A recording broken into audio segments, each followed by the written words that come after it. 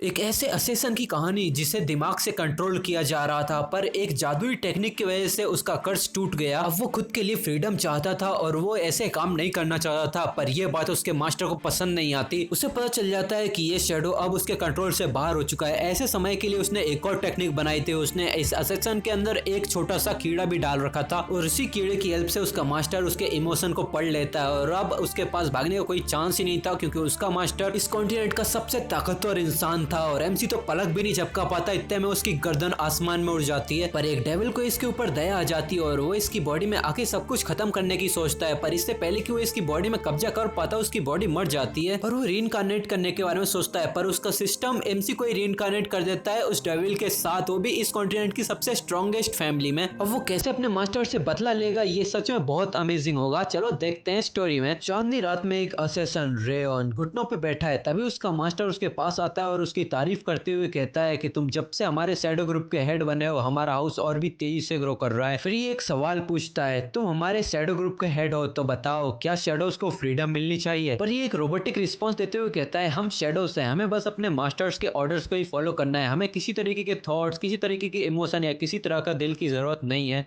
पर इससे उसका मास्टर गुस्से में कहता है, अगर तुम्हें ये सब पता ही है तो तुम हमारे कंट्रोल से बाहर क्यों निकले? ये सुन के रियोन बहुत हैरान हो जाता है। वो भी सोचता है, हाँ इसको कैसे पता चला कि मैं इंडोक्ट्रिनेशन से बाहर आ चुका हूँ? फिर हमें इंडोक्ट्रिनेशन के बारे में बताते हैं। ये एक तरह की कर्स मेथड है जो कि तुम्हारे दिमाग को ही लिमिट करती है। पहले तो ये लोग किसी स्लेव ट्रेडर से बच्चे खरीदते हैं या फिर किसी विलेज में से बच्चों को किडनैप करते हैं। फिर इन बच्चों को नर्क जैसी ट्रेनिंग के बाद असेसंस बनाया जाता है ताकि ये असेसंस इनके हाउस के लिए सारे गंदे काम कर सकें। पर एक मिशन के दौरान एक लकी एनकाउंटर में मैंने इस कर्स को तोड़ दिया। मतलब रियोन ने अब उन कर्स चेन्स को तोड़ दिया था जो कि उसकी बुद्धि को भ्रष्ट कर रही थी। यार रियलिटी में क्योंकि रियोन को कोई कन्वर्सेशन का एक्सपीरियंस था ही नहीं, वो सीधे अपने मास्टर से पूछ लेता है कि आपको कैसे पता चला कि मैंने अपने कर्स को तोड़ लिया है? फिर ये बताता है कि यहाँ जितने भी शैडोस हैं उन्हें दो तरह की जंजीरों से बांधा जाता है, पहला जो दिमाग को लिमिट करती है और दूसरा फिर वो एक चुटकी हो जाता है। अभी रियोन की चेस्ट में बहुत ही जोर का दर्द शुरू हो जाता है जिसे रियोन भी बर्दाश्त नहीं कर पाता, वो अपने घुटनों पे आ जाता है, वो जोर की चीख लगाने लगता है और उसका मास्टर बताता है, दूसरी चेन्स है रेज वर्म जो कि तुम सबकी बॉडीज में इम्प्लांट शुरू से ही कर दिया गया था। यहाँ रियोन की हालत खराब होने लगती है और उसे ऐसा दर्द फील हो रहा था जैसे कोई इसका दिल चेन सॉ से चीर रहा हो। रियोन को इस हालत में देख के डेरियस एक स्माइल देता है, फिर बताता है, जो रेज वर्म तुम्हारी बॉडी में इम्प्लांट किया गया है वो मेरे ऑर्डर्स पे तुम्हारा दिल खा रहा है। ये सुन के रियोन सोचता है, ये तो सबसे घटिया किस्म की मेथड है जो कि किसी स्लेव के इमोशन तक को रीड कर सकती है। रियोन थोड़ी सी हिम्मत जुटाता है और कांपती आवाज में कहता है कि जैसे इंडोक्ट्रिनेशन तो काफी नहीं था, तूने मुझे एक रेज वर्म भी खिलाया है, तू हमेशा नोबल और सेंट की तरह एक्ट करता है, पर अंत में तू बस एक बहुत ही घटिया इंसान है डेरियस। तो डेरियस कहता है, ये तो बस मैं थोड़ा ज्यादा केयरफुल हूँ, इस दुनिया में सभी लोग मास्क पहन के रखते हैं, बस मेरा मास्क थोड़ा ज्यादा मोटा है और मैं थोड़ा सा स्पेशल हूँ। ये सुन के तो रेयान को डेरियस के ऊपर और भी ज्यादा गुस्सा आने लगता है। फिर वो अपनी पूरी लाइफ की जर्नी सोचने लगता है कि मैं इन लोगों के द्वारा उस उम्र में किडनैप कर लिया गया था जिस उम्र की मेरे पास मेमोरीज भी नहीं है। फिर मैं एक कुत्ते की तरह बड़ा हुआ। इवन जब मैं असेसन ग्रुप शैडोज का हेड बना तब भी मेरे अंदर कोई इमोशन, कोई तरीके की फ्रीडम नहीं दी गई, पर मेरे अच्छे लक की वजह से मुझे एक टेक्निक मिली रिंग ऑफ फायर नाम की, जो कि बहुत समय पहले की सबसे स्ट्रॉन्गेस्ट स्वॉर्डमैन की टेक्निक थी जिसने मुझे इंडोक्ट्रिनेशन को तोड़ने में मदद की। तब मुझे लगा कि मैं शैडोज ग्रुप से भागकर और एक फ्रीडम की जिंदगी जी पाऊंगा। मैंने फाइनली एक उम्मीद की किरण ढूंढ पाई थी। फिर भी अब ये मेरे साथ क्यों हो रहा है? मुझे फ्रीडम की वजह मौत क्यों मिल रही है? आखिर मैंने ऐसा भी कौन सा पाप किया था जो मुझे ऐसी मीनिंगलेस डेथ मिल रही है? यहाँ रियल टाइम में रायन का गुस्सा उसके दर्द से भी ज्यादा हाई हो चुका था। वो कहता है कि मैं ऐसे नहीं मर सकता। फिर वो पूरी हिम्मत जुटा के खड़ा होता है। ये देखकर डेरियस की भी आंखें खुली की खुली रह जाती हैं। वो कहता है, तू इतने दर्द के बावजूद खड़ा कैसे हो पा रहा है? अब यहाँ रायन भी ठान लेता है कि वैसे भी मेरी मौत तो पक्की है, पर मैं जाते जाते इसका हाथ तो जरूर लेके जाऊंगा, या कम से कम मैं इसे ऐसा घाव दे के जाऊंगा जो ये कभी ना भूले। फिर वो एक चीख लगा के इसकी तरफ बढ़ जाता है और वो सोचता है, मैं ऐसे कुत्तों की मौत तो नहीं मरने वाला। अपनी पूरी पावर को एक्टिवेट करते हुए इसी की तरफ बढ़ जाता है, पर इसको ज्यादा कुछ फर्क नहीं पड़ता। वो अपना हाथ हिलाता है और रायन को यहाँ उसकी आंखों में उसकी मौत साफ दिख रही थी और अगले ही पल रायन का आसमान में सर उड़ता हुआ दिखाया जाता है और एक ही कट में डेरियस ने रायन को मार दिया था। मरते वक्त भी रायन एकदम शौक में था। उसे भी रियलाइज होता है कि ये बहुत पावरफुल है, पर यहाँ पर डेरियस ही सोचता है, मुझे लगा कि मैंने इसे ब्लॉक कर लिया था। फिर वो यहाँ से आगे बढ़ते हुए सोचता है, इस कचरे में कोई टैलेंट नहीं था, इसके बावजूद इसने इनकॉग्निशन को तोड़ दिया और रेज वर्म के इतने पावरफुल दर्द को सहते हुए अपने पैरों पे खड़ा हो गया।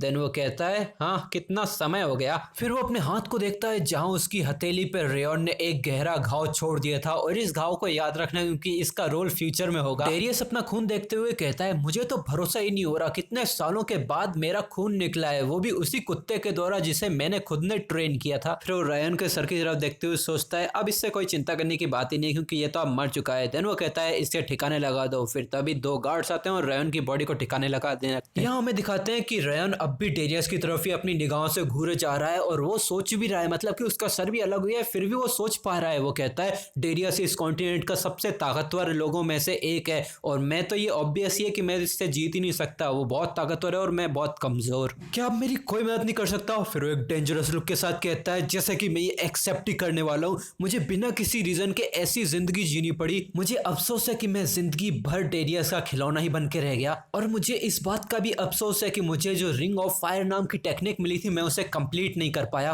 कोई गॉड हो या कोई डेविल हो कोई भी चलेगा, तो प्लीज प्लीज मुझे एक मौका दो, मुझे डेरियस से बदला लेने दो। तभी उसके पास में पड़ा एक पेंडेंट चमकने लगता है और एक नोटिफिकेशन आती है कि तुम्हें रेथ के द्वारा चूज कर लिया गया है, रेथ अब तुम्हारी बॉडी में आने वाला है। तभी एक और नोटिफिकेशन आती है कि तुम्हारी बॉडी मर चुकी है, एरर। फिर हमारा सीन चेंज होता है, एक सुहानी दोपहर में एक प्यारी सी आवाज आती है सनशाइन सनशाइन मेरी तरफ देखो। हमें दिखाते हैं ये एक मम्मी है जो कि अपने बच्चों के साथ खेल रही है और हमें दिखाते हैं ये बच्चा है रेयन। इससे पहले कि रेयन कुछ बता उसकी मम्मी उसे उठा के उसकी क्यूटनेस की तारीफ करने लगती है और एमसी यहाँ पे सोचता है मैं इससे यूज टू बिल्कुल भी नहीं हो सकता। इस वुमेन का नाम है सिल्विया, मुझे तो भरोसा ही नहीं हो रहा मैं इस वुमेन का बच्चा बन के रीइंकार्नेट हुआ हूँ और मुझे अपनी पास्ट लाइफ की सारी मेमोरीज याद भी हैं। शुरुआत में तो मुझे इस रीइंकार्नेशन पे भरोसा ही नहीं हुआ था, इसीलिए मैं 100 दिनों तक सोता ही रहा। फिर जब मैं इस ड्रीम से उठ ही नहीं पाया फिर मैंने ये एक्सेप्ट कर लिया कि मैं रीइंकार्नेट हो चुका हूँ। यहाँ रियलिटी में रेयन की मम्मी मौसम की तारीफ करते हुए किसी लॉर्ड के वापस आने का इंतजार कर रही थी ताकि वो अपने बेटे जिसे वो अभी के लिए साइनी बुला रही थी उसे एक सुंदर सा प्यारा सा नाम दे सकें। यहाँ रेयन को इस चीज से ऑड फील हो रहा था क्योंकि पहली बार उसे कोई निकनेम से बुला रहा था और वो सोचता है कि ये लॉर्ड मुझसे 100 दिनों के बाद भी मिलने के लिए नहीं आए हैं, वो जरूर बहुत बिजी होंगे। और रेयन बताता है मुझे रीइंकार्नेशन के बाद ज्यादा कुछ तो पता नहीं चला है, बस एक चीज पता चली है कि ये फैमिली बहुत अमीर और हाई क्लास फैमिली है। आई गेस ये प्लेन या नॉर्मल फैमिली से तो अच्छा ही है कि ये हाई क्लास और पावरफुल फैमिली में रीइंकार्नेट हुआ हूँ क्योंकि मुझे अपना बदला चाहिए। एक चीज मुझे जो साफ साफ याद है कि मरने से पहले मेरे दिल में रेथ और रिवेंजफुलनेस ही थी, पर मुझे अभी थोड़ा पेशेंस रखने की जरूरत है क्योंकि मुझे नहीं पता कि मैं अभी कौन सी जगह पे हूँ और कैसी सिचुएशन हूँ और मैं अभी छोटे से बच्चे की बॉडी में हूँ तो अभी रिंग ऑफ फायर नाम की टेक्निक को भी प्रैक्टिस नहीं कर सकता, तो इसीलिए मुझे और भी थोड़ा धैर्य रखने की जरूरत है। आखिर में रॉबर्ट हाउस की हिस्ट्री का सबसे अच्छा असेसन हुआ करता था, तो जब तक मैं डेरियस से रिवेंज लेने के लायक नहीं बन जाता तब तक मुझे अपने बदले की भावना को जितना हो सके उतना दबा के रखना पड़ेगा। पर ये चीजें मुझे और भी ज्यादा क्यूरियस कर रही है क्योंकि इस मेंशन का साइज और यहाँ की चमक धमक देख के तो ये हाई क्लास फैमिली से भी बहुत ज्यादा लग रहा है। पर तभी ये कुछ नोटिस करता है, एक मेड भागती हुई आती है और वो कहती है लॉर्ड आ रहे हैं। वो दूर से ही चिल्ला कह रही थी कि लॉर्ड रास्ते में ही है। यहाँ पर ये पैनिक करने लग जाती है, उसकी मम्मी कहती है क्या फादर इतनी जल्दी आ गए, तो अपना एमसी भी समझ जाता है कि फादर मतलब कि लॉर्ड मेरे ग्रैंडफादर हैं। उसकी मम्मी हड़बड़ाहट में कहती है जल्दी से कुछ तो जल्दी प्रिपेयर करो, तो उसकी मेड कहती है ये बहुत देर हो गई है, लॉर्ड तो दरवाजे पे ही है। तो उसकी मम्मी कहती है ओ नो। इतना पैनिक देख के रेयन समझ जाता है कि ये लॉर्ड कोई हंसी खुशी से बात करने वाला इंसान तो नहीं है। तभी ये दोनों किसी पावरफुल प्रेजेंस को फील करते हैं या अपना एमसी भी इस प्रेजेंस को फील करते हुए उसके मुंह से तो गाली निकलने वाली होती है और वो भी सोचता है कितनी खतरनाक प्रेजेंस है ये। तभी एक सिपाही लॉर्ड के आने की अनाउंसमेंट करता है और लॉर्ड चलते हुए अंदर आता है। इसकी प्रेजेंस को फील करते हुए रेयन समझ जाता है कि ये बहुत ही बड़ा एक्सपर्ट है। इवन वो तो अपने ऑरा को रिलीज भी नहीं कर रहा, बस उसके सांस लेने से इतना पावरफुल प्रेशर क्रिएट हो रहा है। जैसे जैसे लॉर्ड अंदर आने लगता है रेयन उसका चेहरा देख के समझने लगता है कि नहीं ये मुझसे कोई गलती तो नहीं हो रही, ये पर्सन तो। यहाँ वो लॉर्ड अंदर आ जाता है और उसकी मम्मी उसको ग्रीट करती है। लॉर्ड भारी आवाज में कहता है ओ ये बच्चा है। रेयन इसको जब इतनी पास देखता है वो तुरंत ही समझ जाता है और वो बताता है एक बूढ़ा आदमी गोल्डन बालों वाला और उसकी आंखें आग के जैसी लाल, चेहरा और प्रेजेंस ऐसी जो कभी कोई ना भूल सके। ये है इस कॉन्टिनेंट के सबसे पावरफुल हाउस का master, destructive king of the north Glen Zenhart. Glen Ryan की तरफ घूरे जा रहा था। यहाँ रायन परेशानी से सोचता है, लगता है मैं किसी तरह से इस कॉन्टिनेंट के सबसे ताकतवर हाउस में रीइंकार्नेट हो गया, कितना अजीब भाग्य है मेरा। तभी उसकी मम्मी इसे ग्रैंडफादर की तरफ बढ़ाते हुए कहती है कि आप इसे लेना चाहेंगे। तो इसका ग्रैंडफादर इसको लेता है और वो कहता है, आज से तुम्हारा नाम होगा रायन, तुम्हारे नाम की तरह शांति से जियो और शांति से निकलो, बिल्कुल किसी शेडो की तरह, जैसे कि तुम यहाँ एग्जिस्ट ही नहीं करते। यहाँ इससे अपना एमसी भी कंफ्यूज हो जाता है और वो कहता है, रिग्रेस होने के बावजूद मैंने अपना नाम वापस पा लिया। देन उसके ग्रैंडफादर भी ये नाम देके यहाँ से चले जाते हैं और उसकी मम्मी भी सोचती हैं रेयन। फिर हमारा सीन चेंज हो जाता है, रात में जाते हैं जहाँ पर अपना एमसी सोचता है सभी लोग अब तक तो सो गए होंगे। फिर वो आधी रात में उठता है और वो सोचता है कि ये 100 दिन मेरे लिए कितने फ्रस्ट्रेटिंग थे, पर अब मेरे पास एक अपॉर्चुनिटी है। हर थोड़ी थोड़ी देर में मुझे नींद आती ही रहती थी और जब भी मैं उठता था मेरे पास सिल्वा बैठी रहती थी, जिसकी वजह से ना मैं अपना माना कंट्रोल कर पाया ना ही कुछ कर पाया, पर एटलीस्ट अब मैं झूले में अकेला सो रहा हूँ तो अब मेरे पास एक मौका है। फिर वो बिस्तर इस्तर साइड करता है और आलती पालती बना के बैठ जाता है और कहता है चलो अब शुरू करते हैं। फिर वो अजीब सा कोई हैंड साइन बनाता है और वो कहता है रिंग ऑफ फायर कंडेंस। फिर रेयन हमें बताता है कि इस कॉन्टिनेंट में जो ऑर्डिनरी कल्टीवेशन टेक्निक है उसके अंदर तुम्हें ब्रीथिंग के थ्रू माना को एब्जॉर्व करना होता है और अपने डांटियन में स्टोर करना पड़ता है। पर मेरे अच्छे लक की वजह से जो रिंग ऑफ फायर टेक्निक मुझे मिली है ये थोड़ी सी डिफरेंट है। जैसे कुछ मैजिशियन अपने दिल के आसपास माना सर्कल्स को क्रिएट करते हैं, वैसे ही इस टेक्निक में कुछ सर्कुलर रिंग्स बनानी पड़ती है अपने दिल के आसपास, जो कि मेरे स्टेमिना को बढ़ाती है, मेरी बॉडी की अच्छी ग्रोथ को सपोर्ट करती है और इसके साथ साथ मेरी विल पावर और माना एफिनिटी को भी बढ़ाती है। इसी की वजह से ये किसी भी पर्सन को एक वॉरियर की एक आइडियल कैरेक्टरिस्टिक दे देती है। ये एक टाइम पे इस कॉन्टिनेंट के सबसे ताकतवर स्वॉर्ड मास्टर की ग्रेटेस्ट कल्टीवेशन टेक्निक थी और इस टेक्निक का सबसे बड़ा एडवांटेज ये है कि डेरियस के जैसा जीनियस भी ये पता नहीं लगा सकता कि तुम्हारे पास रिंग ऑफ फायर एग्जिस्ट करती है कि नहीं। और इसके साथ साथ अगर मैं रिंग ऑफ फायर को कल्टीवेट करता हूँ और जैन हार्ट की स्वॉर्डमैनशिप को मास्टर कर लेता हूँ तो डेरियस को हराना कोई सपना नहीं रह जाएगा। फिर ये कुछ फील करता है और ये कहता है शायद ही मेरी बॉडी की कॉन्स्टिट्यूशन की वजह से है, पर मेरे माना सर्किट पूरी तरीके से ठंडी से भरे पड़े हैं, इसीलिए मेरी पूरी बॉडी ठंडी रहती है, भले ही मैं 20 या 50 घंटे तक भी क्यों ना सो लूं। इस ठंडी ने मेरे 9 माना सर्किट्स को ब्लॉक कर दिया है। अगर इसने मेरे सारे माना सर्किट को ब्लॉक कर दिया तो मैं तो वहीं तुरंत ही मारा जाऊंगा। ये बहुत ही सीरियस प्रॉब्लम है, मुझे रिंग ऑफ फायर की हेल्प से इन सर्किट को ब्रेक थ्रू करना पड़ेगा। इसके अलावा इतनी हाई इंटेंसिटी की कोल्डनेस को बाहर फेंक देना ये बहुत ही बड़ा वेस्ट होगा, तो इसीलिए मैं इसको रिंग ऑफ फायर के साथ कंबाइन करूंगा और दोनों को साथ में फ्लो करवाऊंगा। फिर हमारा सीन चेंज होकर लेट नाइट में आता है जहां पर रेयन आंखें खोलता है और वो कहता है ऑल राइट, ये भले प्रोसेस बहुत स्लो है पर ये सेफ है और स्टेडी चल रहा है। अब अगली चीज पर तभी वो आंखें खोलता है तो वो फील करता है कि मेरी बॉडी बहुत ज्यादा थक चुकी है और वो कहता है कि क्या मैंने बस थोड़ा सा कल्टीवेट कर लिया तो ये इतना ज्यादा थक गया मैं। डैम इट, ये बच्चे वाली बॉडी नहीं, मैं ऐसे नहीं सो सकता, मुझे कल्टीवेट करना है जल्दी, नहीं मैं नहीं सो सकता। पर अंत में वो नींद से हार ही जाता है और क्यूट बच्चे की तरह सो जाता है। और जब ये सो जाता है तो ग्रैंडफादर इसके पास आता है और इसके अंदर किसी तरह की एनर्जी ट्रांसफर करने लगता है। और अब रात से सुबह हो जाती है और अपना एमसी जागता है तो उसकी बच्चों वाली ड्यूटी शुरू हो जाती है, रोजाना कुछ कदम चलना और उसकी मम्मी का इंकरेजमेंट सुनना। उसकी मम्मी उसे इतना ज्यादा इंकरेज कर रही थी इससे अपना एमसी फ्रस्ट्रेट हो जाता है। हाँ, ये बच्चों वाली ड्यूटी सच में बहुत खतरनाक होती है। मेरी सोल एक एडल्ट की है और मुझे फोर्स किया जा रहा है एक बच्चे की तरह एक्ट करने के लिए।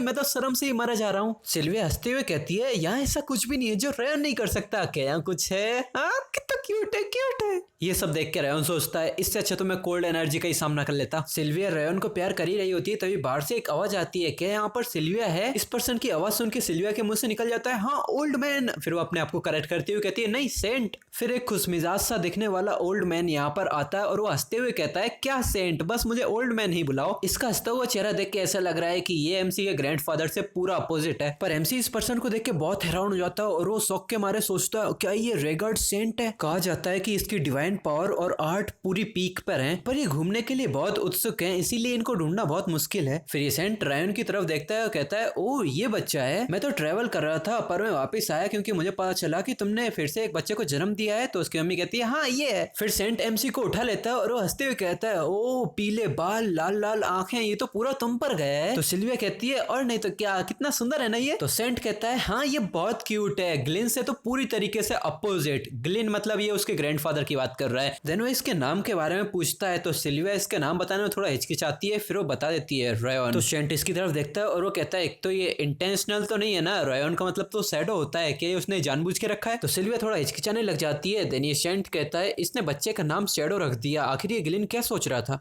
रयोन सोचता है कि ये उसके ग्रैंडफादर को उनके नाम से ही बुला रहे हैं, उसके टाइटल से नहीं, इसका मतलब इनकी रिलेशनशिप बहुत अच्छी है। मैंने अपनी पिछली जिंदगी में destructive king of north and renowned saint के बारे में फ्रेंडशिप के रूमर्स ही सुने थे, तो ये तो सच ही थे। देन सेंट रयोन को हंसते हुए गले लगा लेते हैं और कहते हैं ठीक है रयोन, अब मुझे अपनी बॉडी को चेक करने दो। देन वो हाथ को रखता है रयोन के ऊपर और चेक करने लगता है। देन सेंट इसको चेक करने में बहुत टाइम ले रहे थे, तो सिल्विया भी थोड़ी परेशान दिख रही थी। देन ये सेंट कहता है इसकी कंडीशन बिल्कुल भी अच्छी नहीं है। तो परेशानी से सिल्विया भी पूछती है क्या इसके साथ कुछ गड़बड़ है क्या। तो सेंट बताते हैं कि इसके ऊपर कर्स ऑफ फ्रॉस्ट है, ठंडे आइस के टुकड़ों की वजह से इसके मानो सर्किट्स ब्लॉक हो चुके हैं। अगर इस कर्स से ये आजाद भी हो जाता है तो इसके बाद भी इसका स्वॉर्ड मास्टर बनना बहुत मुश्किल होगा। रयोन को सिल्विया के हवाले कर देते हैं और वो कहते हैं अगर इसे अच्छा ट्रीटमेंट दिया जाए तो ये मरेगा तो नहीं, पर अगर ऐसे ही चलता रहा तो इसका लंबी जिंदगी जीना पॉसिबल नहीं है। ये सुन के तो सिल्विया के पैरों तले जमीन खिसक जाती है और उसे ऐसा लगता है कि उसकी पूरी दुनिया ही चकनाचूर हो गई है। वो रोते हुए चेहरा बनाते हुए कहती है नहीं आप झूठ बोल रहे हो ना। सेंट कहते हैं मैं रयोन के इस कोल्ड को रोकने के लिए थोड़ी बहुत मेडिसिन दे दूंगा इसके साथ। तभी पीछे से कोई कहता है मुझे माफ करना सेंट, पर लॉर्ड आपको ढूंढ रहे हैं, मैं आपको वहां तक गाइड कर दूंगी। तो सेंट पीछे मुड़ते हुए कहता है हाँ मैं वहीं पे ही आऊंगा यहाँ पे काम खत्म करने के बाद। तो मेड झुक के कहती है पर लॉर्ड ने आपको तुरंत बुलाने को कहा है। देन सेंट आंखें बंद करके एक सांस छोड़ते हैं और वो कहते हैं हाँ ये हमेशा गलत टाइमिंग पे ही आता है। तो ये सेंट कहता है ठीक है मैं अभी चलता हूँ और वो उसके मेड के साथ ही जाने लगता है। यहाँ रयोन को पता चल जाता है कि उसकी बॉडी में कर्स ऑफ फ्रॉस्ट है, पर वो सोचता है कि इससे कुछ फर्क नहीं पड़ता कि मुझे इस कर्स ऑफ फ्रॉस्ट का नाम पता चल गया, पर मुझे अभी पहले जैसे ही मेहनत ही करनी पड़ेगी। पर जो भी हो इससे फर्क नहीं पड़ता। मैंने रिंग ऑफ फायर पर तभी कुछ पानी की बूंदें इसके ऊपर गिरती हैं और वो जो आंखें खोल के इसकी मम्मी की तरफ देखता है तो सिल्विया रो रही थी और उसकी बॉडी भी बहुत ज्यादा कांपने लग जाती है और वो सब कुछ सोचने लग जाती है और वो कहती है नहीं ये सब कुछ झूठ है, सब कुछ झूठ है। अपने आंसू पहुंचते हुए कहती है नहीं मैं तुम्हें ऐसे नहीं खो सकती, ये जो कुछ भी बोल रहा है कि तुम मरने वाले हो ये सब कुछ बकवास है, ये सब झूठ है। फिर वो और फुट फुट के रोने लग जाती है और वो चिल्लाती है कि मैं जो कुछ भी कर सकती हूँ तुम्हें बचाने के लिए मैं वो सब कुछ करूंगी। देन वो घुटनों में बैठ जाती है और वो अपने बच्चे की तरफ देखते हुए कहती है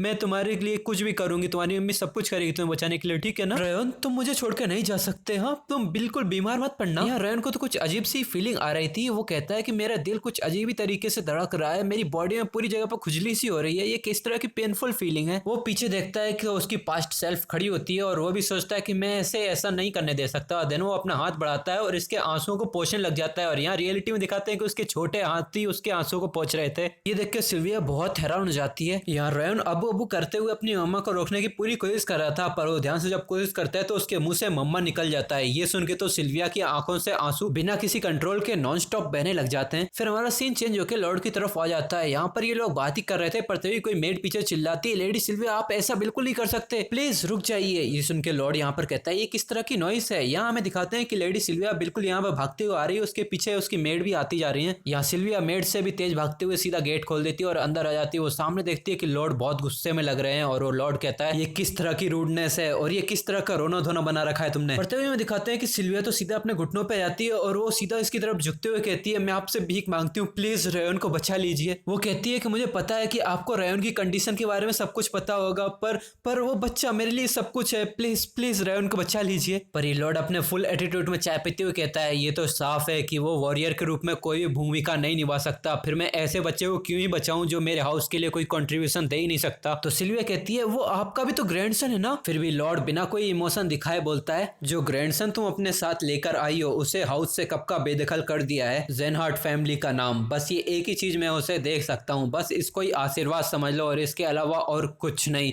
दुनिया सिल्विया रोते हुए कहने लग जाती है फादर प्लीज। लॉर्ड कहता है अब मुझे तुमसे कोई बात नहीं करनी, इसे यहाँ से लेकर जाओ। दो गार्ड्स आते हैं और सिल्विया को ले जाने लगते हैं जबरदस्ती, पीछे से चिल्लाते हुए सिल्विया भी कहती है फादर प्लीज प्लीज प्लीज मेरा सन वो मर जाएगा रयोन। वो बस रयोन के लिए भीख मांगती रह जाती है पर कोई भी उसकी बात नहीं सुनता और उसे यहाँ से निकाल दिया जाता है। यहाँ पर ये दोनों भी बस बैठ के देखते ही रह जाते हैं। फिर सेंट एक गहरी सांस भरते हुए कहता है हाँ तुम हमेशा की तरह जिद्दी हो, क्या ऑनेस्टली बातचीत करना इतना ज्यादा मुश्किल होता है, अब तुम इतनी एक्टिंग क्यों ही कर रहे हो जबकि तुमने ही अपने ग्रैंडसन को बचाने के लिए मुझे यहाँ बुलाया है। पर लॉर्ड चुपचाप अपनी चाय पीते हुए कहता है शांति, बस मुझे उसकी डिटेल्स दो। तो सेंट कहता है जैसा कि मैंने तुम्हें पहले ही बताया है उसके सर्किट्स में से 9 सर्किट्स ब्लॉक हो चुके हैं और जैसे जैसे वो बड़ा होता जाएगा उसके और भी सर्किट्स क्लोज होते जाएंगे। अभी कुछ टाइम में तो ज्यादा प्रॉब्लम्स नहीं होगी क्योंकि तुमने अपने ऑरा का इस्तेमाल करके उसकी कोल्डनेस को थोड़ा पुश बैक कर दिया है और जैसा कि मैंने बोला तुम्हारे ग्रैंडसन के लिए एक वॉरियर बनना तो लगभग इम्पॉसिबल ही है। तो लॉर्ड अभी चाय पीते हुए कहता कहता है हाँ इससे फर्क नहीं पड़ता, जब तक वो जिंदा है सब ठीक है। तो यहाँ पे सेंट हंसने लग जाता है और वो कहता है अभी 1 सेकंड पहले तुम पूरा ही अपोजिट एक्ट कर रहे थे, ऐसा लगता है कि अब भी वो तुम्हारे लिए अपना क्यूट ग्रैंडसन है, पर क्या तुम सच में उसके साथ यही करना चाहते हो? क्या तुमने उसका नाम रायन क्यों रखा है? यहाँ पे इस दुनिया में कितने अच्छे अच्छे नाम है, फिर भी उसका नाम शैडो क्यों?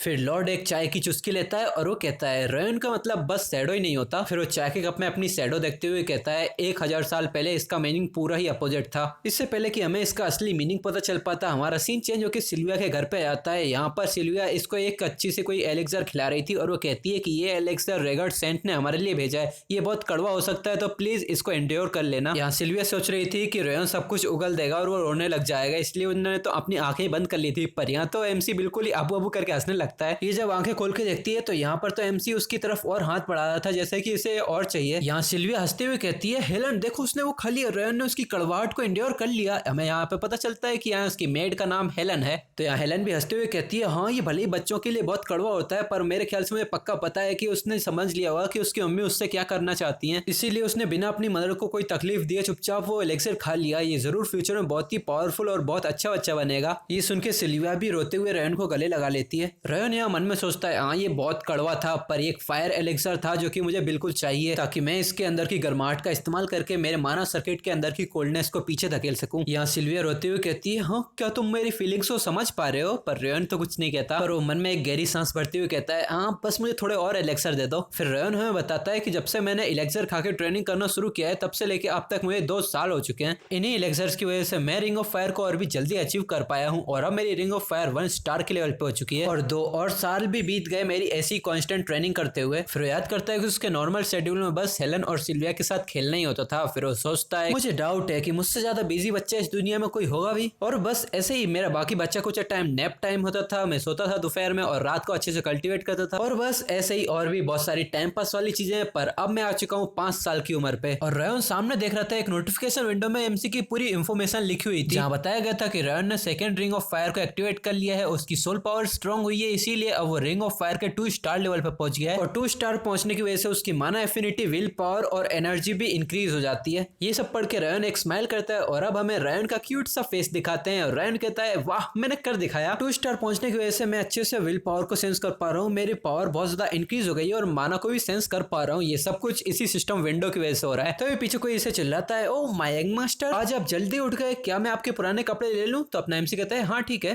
उसकी मेड धोने के लिए सारे कपड़े ले जाने लगती है। अपना एमसी से देख के सोचता है जैसा कि मैंने सोचा था ये मेरे सामने वाली सिस्टम विंडो को नहीं देख सकती। और वो हमें बताता है जब मैंने फर्स्ट रिंग ऑफ फायर को अचीव किया था तभी से मुझे ये सिस्टम विंडो दिख रही है। शुरुआत में तो मुझे समझ में नहीं आया आखिर ये है क्या, पर धीरे धीरे मैं रियलाइज करने लगा कि ये एक कन्वीनियंट स्टेटस विंडो है जो कि मुझे आसानी से अपने सारे स्टेट बता देती है। और उस टाइम पे तो मैंने हेलन को भी स्क्रीन की तरफ इशारा कर करके दिखाने की कोशिश की थी, पर ऐसा लगता है कि इस सिस्टम विंडो को सिर्फ मैं ही देख सकता हूँ। तो स्क्रीन की तरफ ही देखते हुए सोचता है मेरे पास अब भी लो स्टेमिना और कर्स ऑफ फ्रॉस्ट है, भले ही मैं 2 स्टार पे पहुंच चुका हूँ पर फिर भी ये कितना ज्यादा मुश्किल है। अगर मेरे पास फायर एलिक्सर ना होता तो मैं तो ये कभी कर ही नहीं पाता। पर ये बस एलिक्सर्स की वजह से नहीं है, मुझे पक्का पता है तब से ही सिल्विया, हेलन और इस घर के बाकी सारी मेट्स वो सारे पिछले 5 साल से अपना अपना पार्ट निभा रहे हैं। वो सारी कॉन्स्टेंटली मुझे चेकअप करते रहते हैं ताकि मैं कहीं अनकंफर्टेबल या सिक तो फील नहीं कर रहा हूँ। मुझे पता है उन सबका इतना ध्यान देना जरूर मुझे बहुत ज्यादा हेल्प किया है। फिर वो अपना सर खुजाता है और अपना पैर ऊपर करके एक गहरी सांस भरता है और सोचता है कि अब मैं बस 5 साल का हूँ पर अब भी मेरे पास बहुत समय है, मुझे बिल्कुल भी जल्दबाजी करने की तो कोई जरूरत ही नहीं है। कर्स ऑफ फ्रॉस्ट एक जरूर बहुत बड़ी प्रॉब्लम है पर मेरा ये लो स्टेमिना, इसकी वजह से तो मैं कितनी जल्दी थक जाता हूँ, इवन कभी कभी तो मैं अपनी बॉडी को भी हिला नहीं पाता। हाँ पर मैं अपनी पिछली जिंदगी में एक ग्रेटेस्ट असेसन हुआ करता था और अब तो मेरे पास best cultivation technique ring of fire है। तो अपने पास्ट लाइफ के एक्सपीरियंस को फाउंडेशन मानते हुए जब तक मैं अपनी रिंग ऑफ फायर को पूरा कंप्लीट कर लेता हूँ तो मेरे ये सारे नेगेटिव इफेक्ट खत्म हो जाएंगे। प्लस अगर मैं ज़ेनहार्ट फैमिली की स्वॉर्डमैनशिप को सीख लेता हूँ तो फिर तो डेरियस को मारना आसान हो जाएगा। फिर वो अपने छोटे हाथों को देखता है और वो सोचता है मैं फिर भी जल्दबाजी नहीं कर सकता। डेरियस का नाम 4 इस कॉन्टिनेंट के सबसे ताकतवर लोगों में आता है और मैं जल्दी जल्दी में अगर अपनी बॉडी को ऐसी वर्कअप कराने लगा तो मैं मेंटली कीप अप नहीं कर पाऊंगा। और ऐसे लोग जो डेरियस को मारने की शक्ति रखते हैं उन लोगों को बस एक हाथ की उंगलियों पे भी गिना जा सकता है। भले ही इसकी स्पीड स्लो हो पर मुझे अपनी ताकत को अच्छे से और स्टेडीली ग्रो करना पड़ेगा और जैसे ही मुझे कोई अपॉर्चुनिटी मिलेगी मैं एक ही बार में इसे खत्म कर दूंगा। फिर वो सोचता है कि चलो थोड़ा और कल्टीवेट करते हैं, पर तभी उसकी मम्मी यहाँ पर आ जाती है और वो कहती है ओ तुम जाग गए। एमसी भी लाइक हो गई कल्टीवेशन। यहाँ उसकी मम्मी मम्मी आती है और वो कहती है क्या तुम्हें याद है मैंने तुमसे कहा था कि आज हमें कहीं जाना है। और सिल्विया अपने साथ कपड़े भी लाई थी। वो कहती है तुम इन कपड़ों को पहन लो, आज हमें मेन बिल्डिंग में जाना है। तो रायन सोचता है ओ आज वो दिन है। फिर हमें बताया जाता है कि 6 किंग और 5 डीमंस इस कॉन्टिनेंट का बैलेंस बना के रखते हैं। और जिस हाउस में मैं रीइंकार्नेट होके आया हूँ, हाउस ऑफ ज़ेनहार्ट, वो भी 6 किंग में से एक है। 6 किंग शांति को बरकरार रखना चाहते हैं और 5 डीमंस शांति को भंग करना चाहते हैं। इसके अलावा भी यहाँ पर और भी फोर्सेस हैं जो कि जजमेंट देती हैं। वो जजमेंट सेरेमनी के दौरान ये डिसाइड करते हैं कि कौन अच्छा है कौन बुरा। और आज भी एक ऐसी छोटी सी जजमेंट सेरेमनी होने वाली है जहाँ पर ज़ेनहार्ट के लॉर्ड भी आएंगे। फिर हमें इसी सेरेमनी का सीन दिखाया जाता है जहाँ पर बहुत ज्यादा भीड़ होती है। सभी लोग अपने अपने काम से बातें कर रहे थे, ज्यादातर फालतू बातें हैं, पर एक पर्सन कहता है हाँ मैंने सुना है सिल्विया फेलियर है। क्या सच में फेलियर है? वो फेलियर हमें दिखाते हैं। यहाँ पर सिल्विया खुद भी आ चुकी है अपने बेटे के साथ। सारे ही मेहमान एकदम से सिल्विया की तरफ देखने लग जाते हैं, सब एकदम सन्नाटा सा छा जाता है।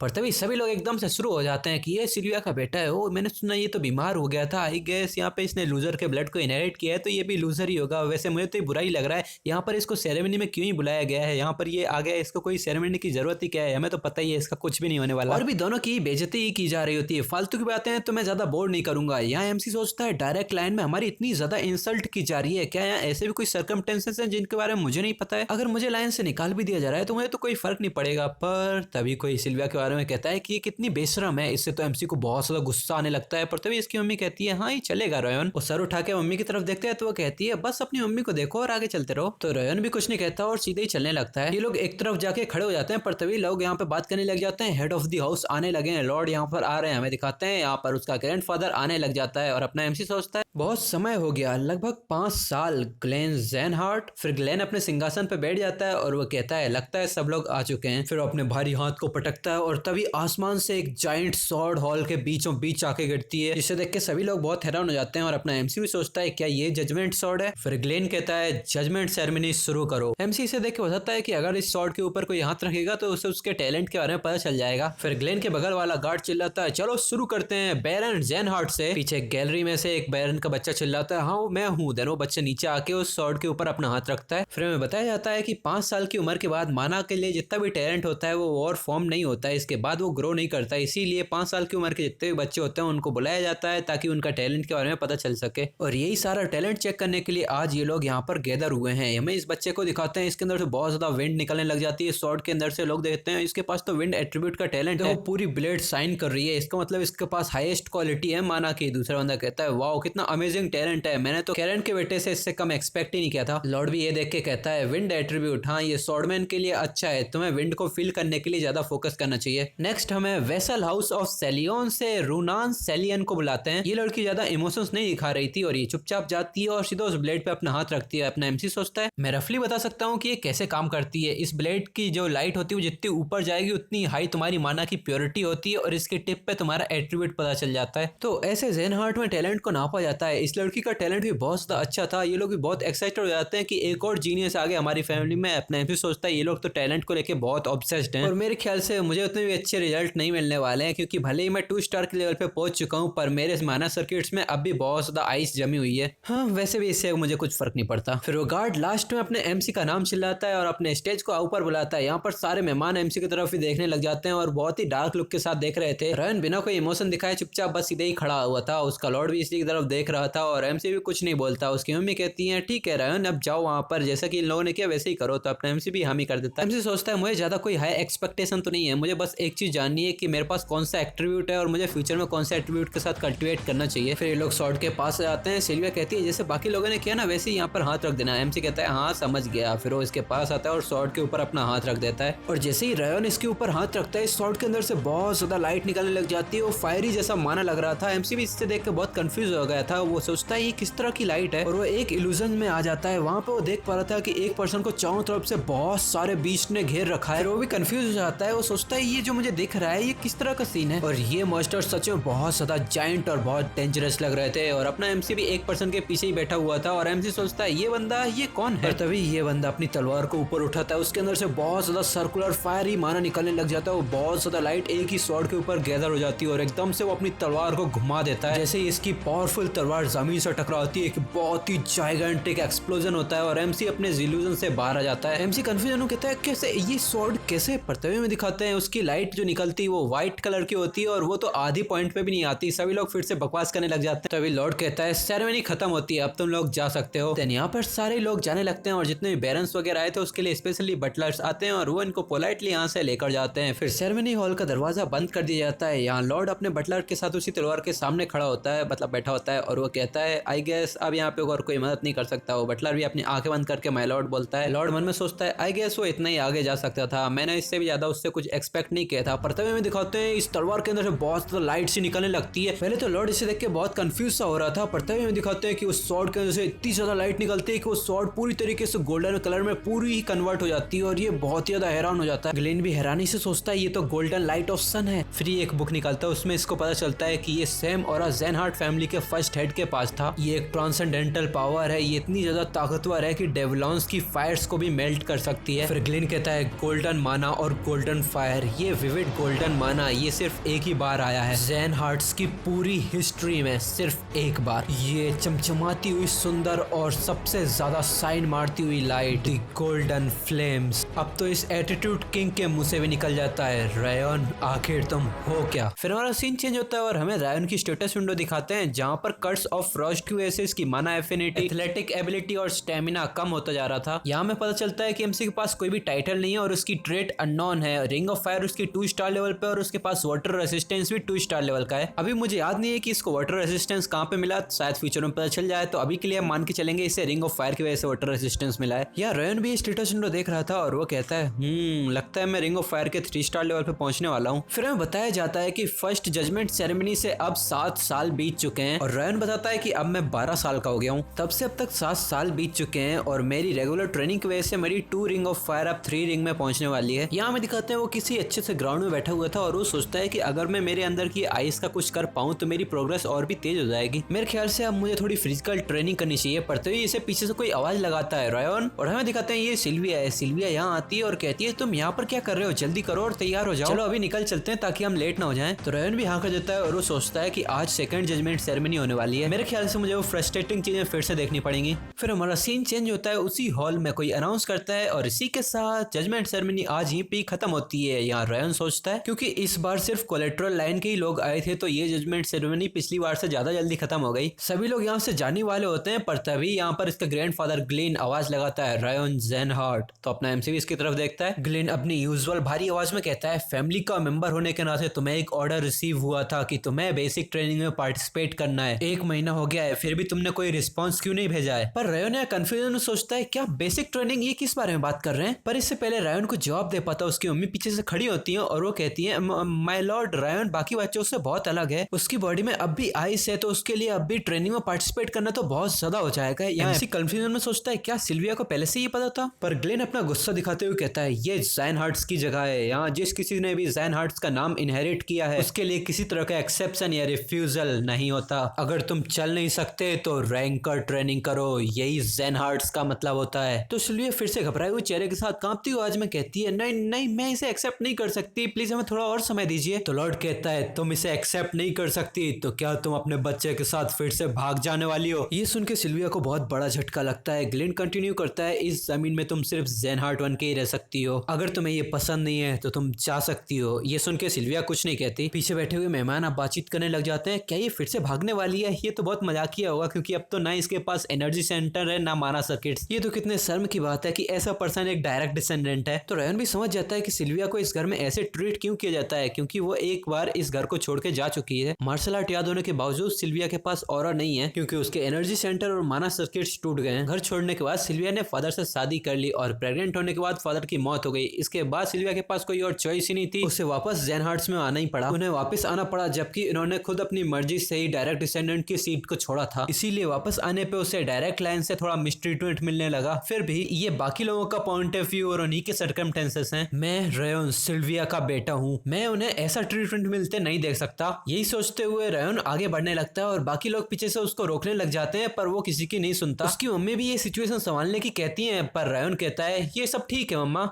फिर वो सीधा ग्लिन से कहता है, माय लॉर्ड, जैसा कि आपने ऑर्डर किया था, मैं अगले महीने से ट्रेनिंग में पार्टिसिपेट करूंगा। सामने की गैलरी में बैठे हुए एक शख्स कहता है, तुम्हें तो इसके बारे में पता भी नहीं था, भले ये बेसिक ट्रेनिंग हो, पर तुम अब भी एक पेशेंट हो, तुम इसे हैंडल नहीं कर पाओगे, तो अभी विड्रॉ कर लो। देन हमें इस पर्सन की आइडेंटिटी बताई जाती है। ये वाइस मार्शल पैलेस डायनर ज़ेनहार्ट है, हम इसको डियर बुलाएंगे। पर रायन कहता है, मैं ठीक रहूंगा, मैंने ज़ेनहार्ट का नाम रिसीव किया है, तो मुझे इसकी पेमेंट भी करनी पड़ेगी, मैं ट्रेनिंग में पार्टिसिपेट करूंगा। पर इससे ग्लिन बहुत गुस्सा हो जाता है और वो कहता है, तुम्हारी हिम्मत कैसे हुई अपने मुंह से ज़ेनहार्ट का नाम निकालने की? तुम ज़ेनहार्ट का नाम निकालने की सीरियसनेस को समझ भी रहे हो? इसी के साथ साथ ग्लिन अपना ऑरा प्रेशर भी रिलीज कर रहा था। इसके ऑरे को फील करते हुए अपना एमसी बहुत कंफ्यूज होता है। इसके बाद सीधे ही एमसी का खून निकलने लगता है और रायन को ऐसा लग रहा था कि जैसे उसका मांस को कोई नोच नोच के फाड़ रहा है। और रायन अपने मुंह से बहते खून को भी कंट्रोल नहीं कर पाता। वो अपनी मुट्ठी बना के सोचता है, भले ही इसके बस देखने भर से ही मुझे ऐसा डैमेज हुआ है, पर मेरे हार्ट को तो ऐसा फील हो रहा है जैसे उसे किसी ने निचोड़ लिया है। ये प्रेशर तो डेरियस रॉबर्ट के प्रेशर से भी बहुत ज्यादा है, जैसा कि एक्सपेक्ट किया जा सकता था destructive king of the north से।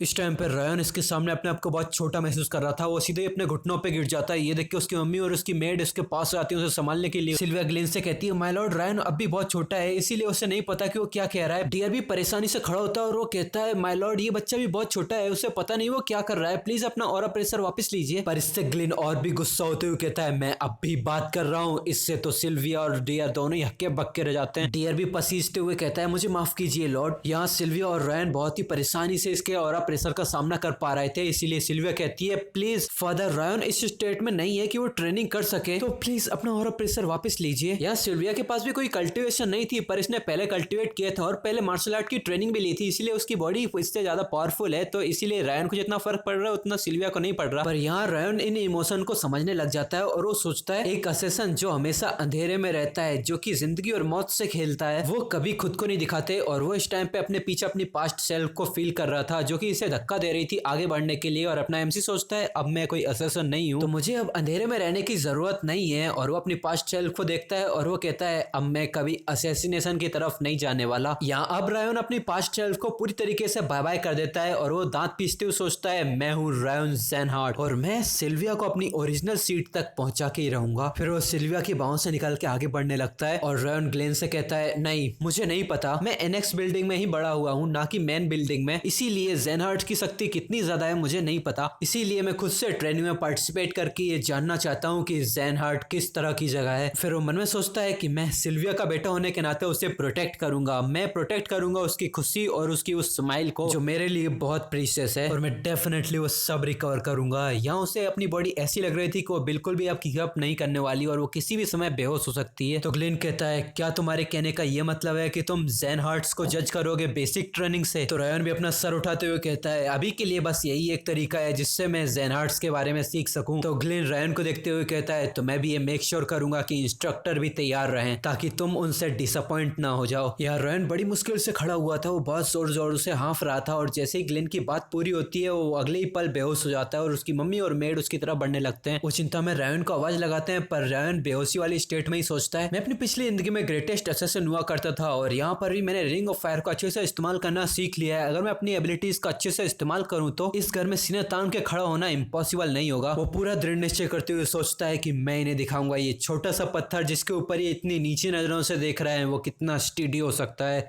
और ये एपिसोड यहीं पे ही खत्म हो जाता है। अगर तुम लोगों को ये सीरीज अच्छी लगी है तो वीडियो को लाइक करो, चैनल पर नए हो तो सब्सक्राइब करो और कमेंट सेक्शन में अपना ओपिनियन शेयर करो। और अगर इस वीडियो पे 100 लाइक्स और 100 कमेंट्स कंप्लीट हो जाते हैं तो मैं इसका सेकंड पार्ट भी लाऊंगा, वरना मेरे दिमाग में और भी बहुत सी सीरीजेस हैं वो भी आने वाली हैं, तो उनका भी इंतजार करो। और अगर तुम लोगों से सबर नहीं होता तो तुम लोग मेंबरशिप को ज्वाइन कर सकते हो, वहाँ पे मैं अर्ली वीडियोस के एक्सेस भी डालते रहता हूँ। तो अब तुम लोगों से मिलता हूँ नेक्स्ट वीडियो, तब तक के लिए बाय बाय।